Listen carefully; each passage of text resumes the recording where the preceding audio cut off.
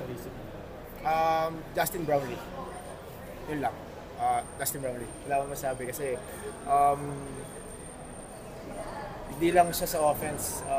Nagiging madali yung team namin because of him. Unselfish yung mga unselfish plays niya. Hindi siya nanghingi ng bola. Off ball okay siya, on ball okay siya. So para sa amin, kailangan na namin tulungan siya. So for us to help JB, siguro yun yung kailangan namin gumalaw, kailangan namin magtulungan. Kasi hindi naman laging JB 50 points eh. So thankful and grateful lang kami, lalo na yung mga locals na nakatulong na ako pag-contribute ng ganun kay JB. Yeah, like I said nung mga past interview ko, siguro ginagawa ko lang yung rookie duties ko kasi yun yung kulang namin sa bench. So coming from the bench, yung energy, type of player, siguro tinutuloy-tuloy ko lang yung tiwala na binibigay sa akin ng coaches.